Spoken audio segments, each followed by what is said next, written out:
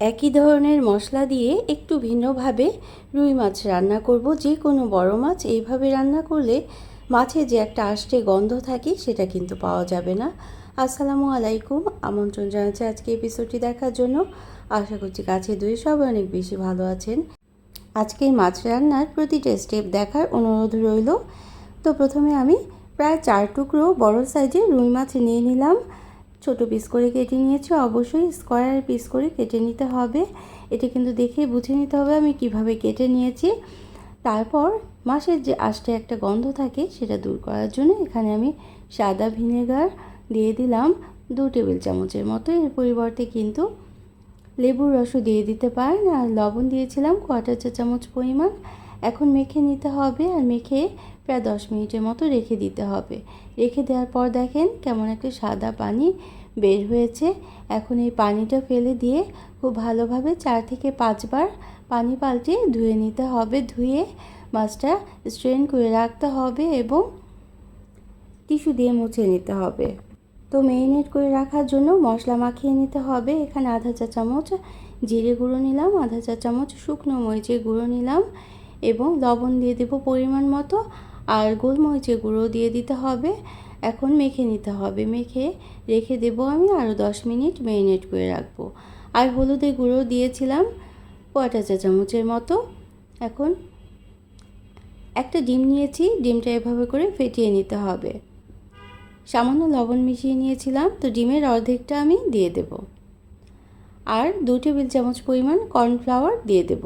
তো এই সবগুলো উপকরণ মেখে নিতে হবে। গোলমরিচের গুঁড়োটা দিলাম 1/4 চা চামচের মতো। তো এই মশলাগুলো কিন্তু অবশ্যই ব্যবহার করার চেষ্টা করবেন। আর যখন মাছটা ভুনা করব তখনও কিন্তু মশলা দিয়ে ভুনা করব। এজন্য এই মাছ ভাজার আগে যে মশলাটা দিলাম সেই পরিমাণটা কিন্তু একটু বুঝে শুনে দিতে হবে, অর্থাৎ অল্প পরিমাণে দিতে হবে। তো এইভাবেও ম্যারিনেট করে রেখেছিলাম আরও 10 মিনিট। এখন ভেজে নিতে হবে। তেলটা প্যানে দিয়ে আমি খুব ভালোভাবে তেলটা গরম করে নিয়েছি। আর তেলের পরিমাণটাও কিন্তু একটু বেশিই দিতে হবে।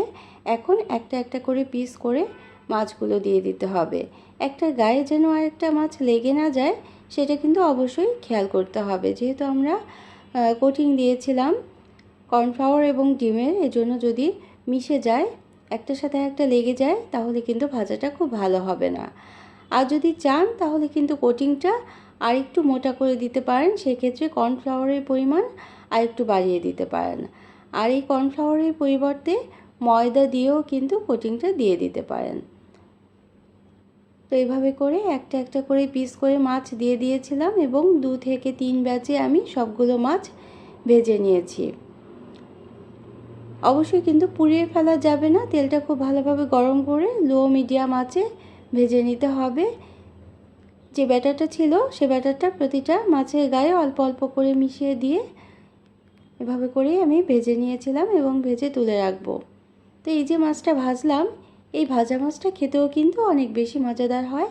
বাচ্চারা যারা মাছ খেতে পছন্দ করে না তাদের যদি এইভাবে করে মাছ ভেজে দিতে পারেন তাহলে তারা কিন্তু অনেক বেশি মজা করে মাছটা খেয়ে নেবে, বুঝতেই পারবে না এটা যে মাছ। তো আমরা সবগুলো মাছ ভেজে এভাবে করে তুলে রাখবো এবং দ্বিতীয় পর্যায়ে রান্নাটা শুরু করতে যাব।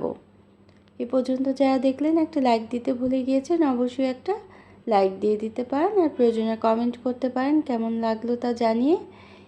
এইভাবে করেও মাছগুলো কিন্তু খেতে পারবেন, সার্ভ করতে পারবেন, অর্থাৎ ভাজা মাছটাও খেতে অনেক বেশি মজাদার হবে। এভাবে করেও খেতে পারবেন।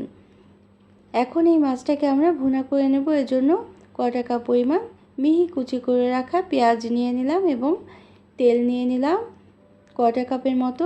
তেলের পরিমাণটাও কিন্তু একটু বেশিই লাগবে। এখন মাছ প্রথমে পেঁয়াজটা ভেজে নিতে হবে। একটু লাল করে ভেজে নেওয়ার পর অল্প পানি দিয়ে দিলাম। এখন সব ধরনের মশলাই কিন্তু অল্প অল্প করে দিতে হবে। আদা রসুনের পেস্ট দিলাম 1 চা চামচ পরিমাণ। এক্সট্রা কোনো মশলাই কিন্তু আমি ব্যবহার করিনি। তারপরেও কিন্তু মাছটা খেতে অনেক বেশি মজাদার হবে। বিয়েবাড়ির স্টাইলে মাছ যদি রান্না করতে চান তাহলেই কিন্তু এই রেসিপিটা ফলো করতে পারেন।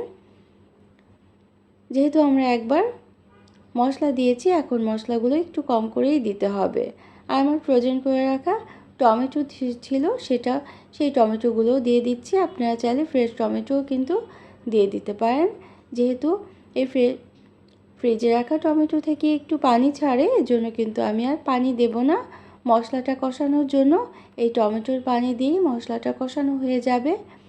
আধা চা চামচ জিরে গুঁড়ো, আধা চা চামচ হলুদের গুঁড়ো এবং আধা চা চামচ পরিমাণ শুকনো মরিচের গুঁড়ো দিয়ে দিলাম। এই পর্যায়ে লবণটাও দিয়েছিলাম পরিমাণ মতো। তারপর মশলাটা কিন্তু খুবই ভালোভাবে কষিয়ে নিতে হবে। যখনই তেলের উপর উঠে আসবে তখনই মশলাটা কষানো হয়ে যাবে। আর টমেটোগুলো একটু ভেঙে ভেঙে দিতে হবে। চাইলে কিন্তু টমেটো পিউরিও ব্যবহার করে নিতে পারেন।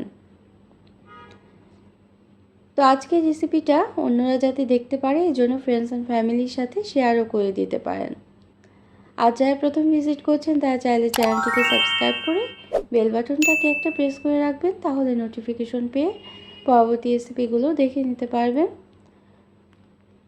তো আমি লবণটা কিন্তু একটু পরেই দিয়ে দিয়েছিলাম, কারণ প্রথমেই যদি লবণ দেওয়া হয় তাহলে পেঁয়াজগুলো একেবারে গলে যায়। আর যেহেতু আমরা কোনো সবজি ব্যবহার করছি না, তাই পেঁয়াজগুলো যদি একটু আস্তে আস্তে থাকে তাহলে এই গ্রেভিটা অনেক ভালো হবে এই মাছ রান্নার। তো যারা এখন পর্যন্ত রুই মাছ এইভাবে করে রান্না করেননি, ঠিক এইভাবে করে অবশ্যই একদিন রান্না করে দেখবেন। এটা যে কতটা মজাদার হয় রান্নাটা করলেই কিন্তু বুঝতে পারবেন। তো আমরা পানির পরিমাণটা কিন্তু একটু কম করেই দিব। এখন গ্রেভিটা হবে একদম মাখো মাখো, ভুনা ভুনা করেই মাছটা রান্না করে নিতে হবে। আর তা না হলে উপরে যে কোটিংটা দিয়েছিলাম সেটা কিন্তু খুলে যাবে। তো মশলার মধ্যে মাছটা কিন্তু নেড়ে চেড়ে 5 থেকে 10 মিনিট আমি আরেকটু ভুনা ভুনা করে নিয়েছি। তবে খুব বেশি রান্না করার প্রয়োজনই নাই এই পর্যায়ে এসে। এখন 5 থেকে 10 মিনিট রান্না করলেই কিন্তু রান্নাটা হয়ে যাবে। আর পানি এই পর্যায়ে আমি আরও আধা কাপ দিয়ে দেব। আধা কাপ দিয়েই যতটুকু গ্রেভি হবে সেটাই কিন্তু আমার কাছে পারফেক্ট মনে হয়েছে।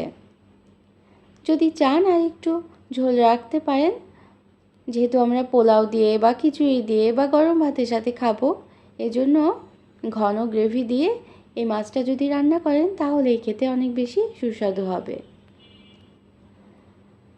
তো পানি দেওয়ার পর পানিটা যখন ফুটে উঠবে বা ঝোলটা যখন ফুটে উঠবে তখনই আমরা নামিয়ে নেব।